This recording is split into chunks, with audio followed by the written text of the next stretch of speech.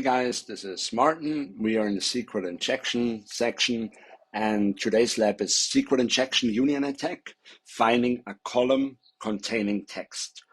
Okay, so basically we start off very similar to the first lab. In the first lab, we were determining the number of columns first and foremost, and then we also want to identify a column which is compatible with string data, because there might be different columns, like some is just for numeric values and things like that. So we want to find a column which is able to handle string data. Okay, let's head over to the lab. Let's choose a category. First and foremost, you see up here, make the database retrieve a string called this, right? Like this is basically what we are supposed to retrieve. So we went over to the pet section in the category filter. So let's send this request over to repeater.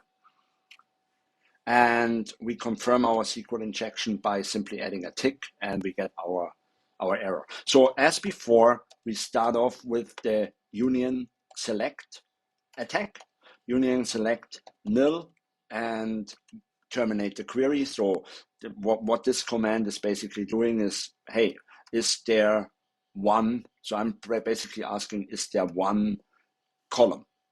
And I hit send, and I get an error, 500 error, so that means there must be more than one column. So I try with true. Are there two columns?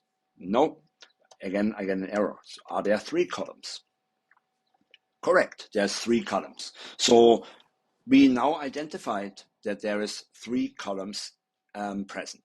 So let me copy the string here, and now I need to figure out which of these three columns actually can hold text. So I try with the first one, and how to do this is I put this in ticks and the string I want to retrieve, and then I hit send, and I get a 500 internal error. So it's certainly not that column. So what I'm going to do is I replace that text. So that means that the first column I just tested is probably just like holding numbers, right?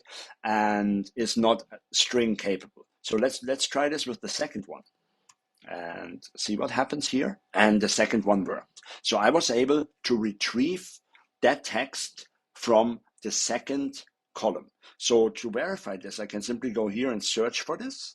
And then I get 3 matches.